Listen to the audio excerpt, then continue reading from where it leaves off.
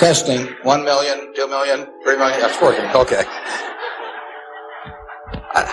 I'd like to talk to you about your financial future, and I hope those figures become applicable to all of you as we go along. And I'd like to start by posing a problem for you.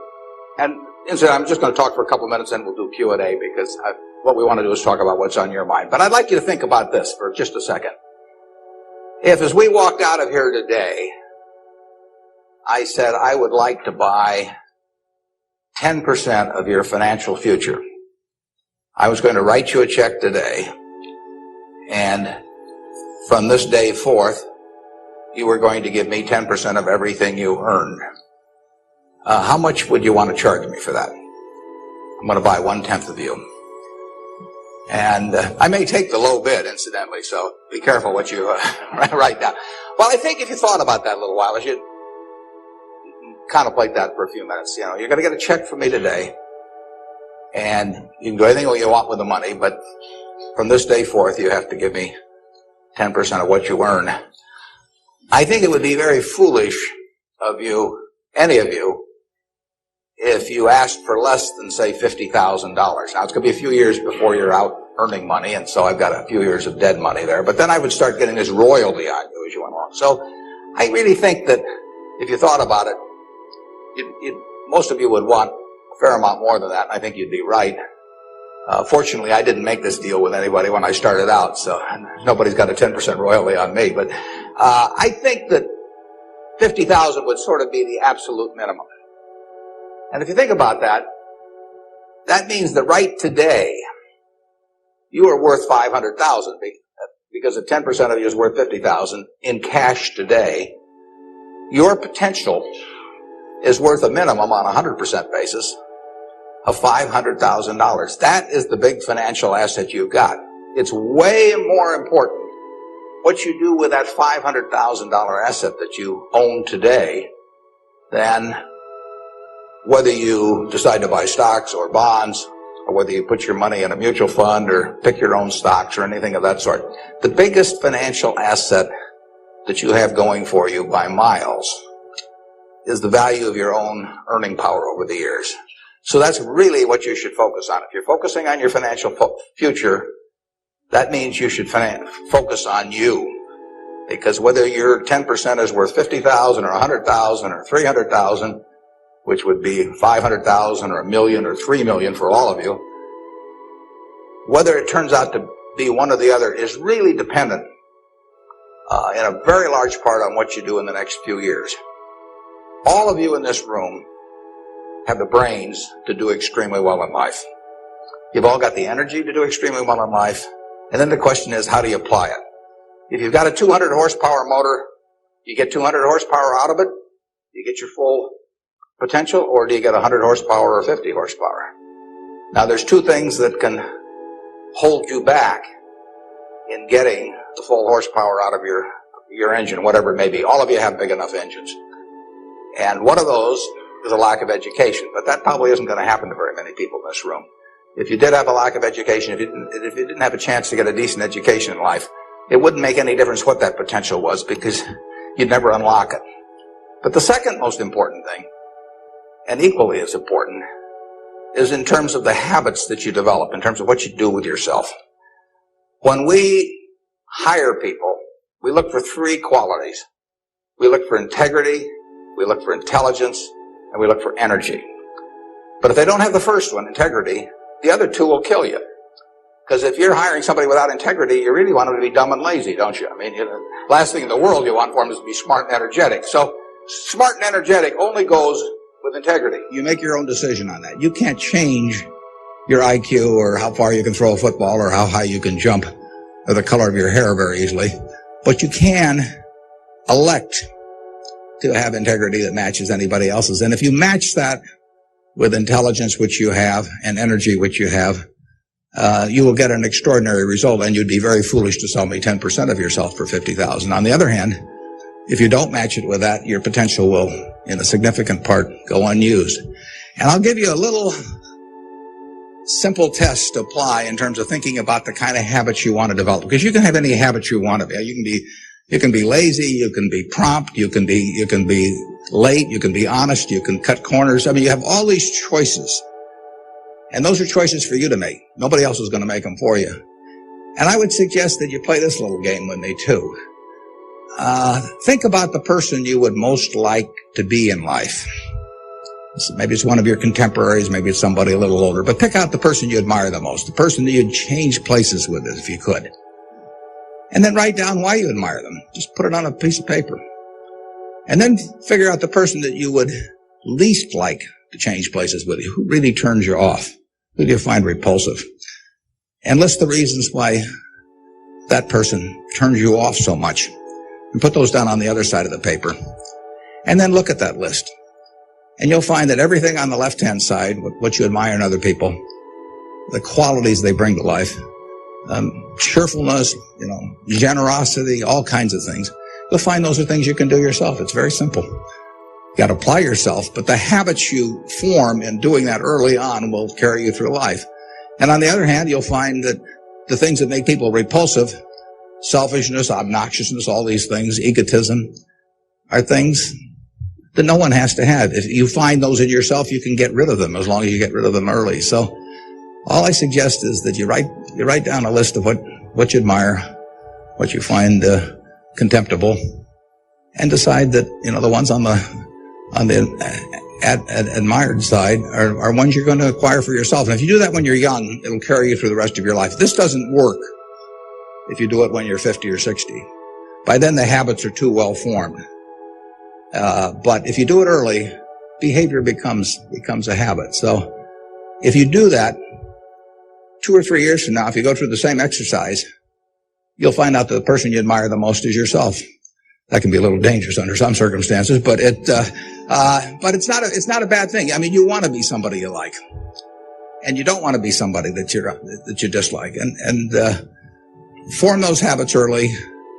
You basically can't miss. Now, I'll give you one other small piece of advice that's just a corollary on this, and then we'll get to your questions. And that is, as a general matter, as a one piece of specific financial advice, I would say, avoid credit cards. Just forget about them. We're in various businesses that issue credit cards. The American public loves credit cards. But if you start revolving debt on credit cards, you're going to be paying 18 or 20%. And you can't make progress in your financial life going around borrowing money at 18 or 20%. You can make a lot of money by lending it out at 18 or 20% over time. If you can find anybody that's good that will borrow from you. But you don't want to be on the side of the equation that's always behind in life. I was lucky. I'd saved about $10,000 by the time I got out of school. That $10,000 was really worth millions I might have earned later on, because after you get a family and everything, the expenses roll in. But those were my tools to work with, but it was only because I was ahead of the game. If you're behind the game by $10,000 at some point and paying 18 or 20% interest on it, you will never, you'll never get out of it. So the trick, I've got a partner that says, all I want to know is where I'm going to die, so I'll never go there, and that's true in financial matters as well. You want to figure out where you don't want to be, ahead of time and avoid that. And I get about a dozen letters a day from people who are having terrible problems. And there are 2 reasons why they have terrible problems. One is a number of them have had health problems of some sort. I mean, they have really been hit by or somebody in their family has been hit by some kind of catastrophic illness. And that is it's a terrible thing to happen to any family. And they run up bills they can't pay. And really only society can solve that one, in terms of protecting people against that. That's just plain bad luck. But the other one is from people who run up credit card debt, and they're facing bankruptcy, or they've been through bankruptcy once before, and they owe a whole bunch of money, and they can't even pay the interest, let alone pay any principal. And half of my letters come from people like that, and that problem is avoidable.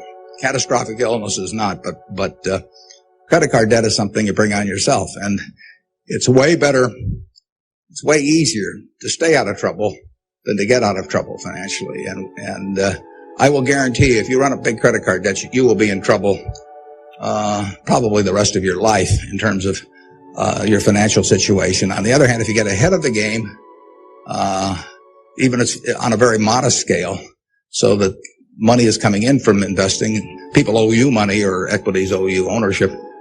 You'll be way ahead of the game compared to paying it, paying your creditors every month. So my advice to you is, if you can't pay for it, don't buy it, and get yourself in a position where you can pay for anything. And then we'll be glad to see you at Borsheim's or the Nebraska Furniture Mart. Now let's have some questions. Do we have a mic out there that people can either go to or that travels around? Or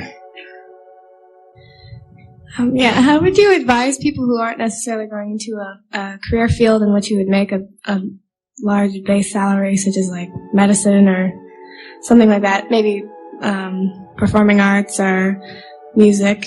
How would you advise us to keep up financially with the rest of the world? Well, it is true that a market system does not pay as well in some activities as might seem appropriate for the importance of those activities to society. Just take teaching, for example. I mean, teaching does not pay well. And what could be more important? I mean, you've got to be as interested in who the teachers of your children are as who your accountant is, or, whatever, or who's winning the heavyweight title of the world, or that sort of thing. But it doesn't pay well. And it's a fundamental choice, whether you're going to go into something, for many people, it'd be a fundamental choice, whether you're going to go into something you love or something to try and make a lot of money. I think that generally it pays to go with what you love. I think that it's very hard to find people when they get to be my age who say that they've loved what they've done all their life and feel it was very worthwhile, but they're terribly sad they made that choice because they didn't make a lot of money. I don't think anybody's ever said that to me, that they wish they'd gone into something else where they were uncomfortable doing it or didn't enjoy it, didn't feel very productive, but made a lot of money. So I don't think you'll find that. So I would go to work. I would go to work in whatever turns you on. It may turn out that it'll be more profitable than you can think, but almost everybody here will make enough money, unless they get some terrible habits along the way, to do reasonably well. And doing reasonably well in this country really is pretty darn good. I mean, it's not necessary to have huge amounts of money in order to enjoy yourself. I enjoyed myself when I had my $10,000, and I live in the same house that I lived in when I had about that. I bought it 41 years ago. I liked the house then. I like the house now. I mean, if you think about it, if you have a reasonable job, you'll be eating at McDonald's and I'll be eating at McDonald's. So we're to push on food. I mean, in fact, I hope it's Dairy Queen, actually, and maybe and if you come to Dairy Queen, you'll see me. And you can order anything on the menu I can order, and we both can afford it. You'll wear the same clothes I wear. I'll pay more for my suits, but as soon as I put them on, they look cheap on me. So we'll look about the same. And, we'll both live in the same kind of houses. I live in that house from 41 years ago, and it's warm in winter and it's cool in summer and it's comfortable. And you'll live in a house that's similar. And what difference does it make if you have 50 more rooms or, guest houses or all that? It'll probably just bring you problems. I mean, you have to worry about the greenskeeper or something when you get through. So I have been in the houses of people, where the houses are worth, probably 200 times, what my house is worth. And I would not be any happier in those houses at all. In fact, I'd be less happy. I just have one more thing to worry about. And, the dozens of people around the place and people quitting and people stealing from you and all kinds of things. To hell with it. We'll drive the same kind of car. In fact, you'll probably drive a better car. I drive a car that's about 8 years old. I don't know what it's worth now, but it gets me around fine. I mean, I'm perfectly happy. We'll watch the same television, We'll work on the same computer pretty much. The only difference will be how we travel long distances. I will fly in a plane that's more comfortable than flying Southwest Airlines or something, which I've got nothing against. But that's the one real big difference. And other than that, I do what I like every day. I hope you'll do what you like every day to do. And I work with nice people. I hope you work with nice people. And there's 24 hours in the day, and those are where the hours go. So great wealth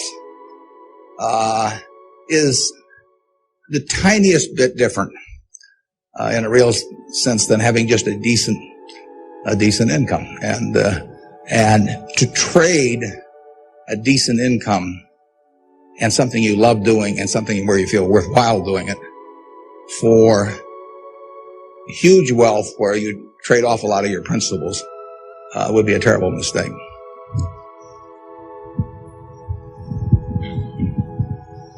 Would you acknowledge your success more on yourself or from the help and teachings of others? Well, I was very lucky in life. If you tell me who your heroes are, I will make a pretty good prediction about what you're going to do. And I had the right heroes. I was very lucky in life, and my heroes never let me down, and started with my dad, and then I had others in business. And so I have had great teachers, some formal teachers, some that were just informal teachers by instinct or example. And if I hadn't had those, my life, I'm sure, would have been very different. If I'd been born any place else. When I was born in 1930, and at the time, 1 out of 50 births in the world were in the United States. So I came in against 50-1 odds against being born in the United States. I would have been a disaster, if I'd been born in Afghanistan or Peru or someplace. I mean, I was extraordinary. I won the lottery the day I was born, by being born in this country. So have you. The odds were probably 40-1 against you being born in this country, and it were 5 times more likely to have been born in China, or 6 times, or 4 or 5 times more likely to have been born in India or some other place where it would not have been as easy to exploit the full potential of your talent. So we've all won the lottery in that respect, and that's just plain luck. And I was lucky to be born at this time. Capital allocation is something that pays off extremely well in this society now, but it doesn't pay off in other societies, and it didn't pay off, many years ago. My friend Bill Gates says that if I was been born a few thousand years ago, I'd have been some animal's lunch. I can't run very fast, and I can't climb trees, and I just happen. Those are talents. Nobody asked me to climb trees now, but there was a time when it might have been important. And incidentally, Bill would have been some animal's breakfast. He can't run so fast either. But in any event, we are lucky. Just imagine being born a couple hundred years ago with exactly the same talents and how far they would have taken you then. The average person today lives so much better than the richest person lived 100 or 150 years ago. So I'm lucky in that respect. I'm lucky to be born of terrific parents. I was lucky to be raised in Omaha in a great public school system. I got a start here in the first 8 grades that gave me a foundation that later, when I went off the track a few times, carried me through, because I had a terrific grade school education right here in Omaha at Rose Hill. And one of the reasons I had it, incidentally, is kind of unfortunate, but I had that great education in part because women were being enormously discriminated against. And so a woman at that time could be a teacher, she could be a secretary, she could be a nurse, and that was about it. So you had half the talent pool in the United States limited to just a few jobs. So you had an abundance of talent in those activities like nursing or teaching, because that talent with males was spread across every form of work activity there was, but with women it was concentrated in a few areas, and that benefited me. It's kind of sad because it didn't benefit those teachers, but I was very lucky, and I've really been that way all my life. And what I do is important as what a good teacher does or a good nurse does or something of the sort. I think that's quite questionable. It pays off enormously well in a market economy like the United States, but that's an accident. It didn't have anything to do with any innate ability of mine.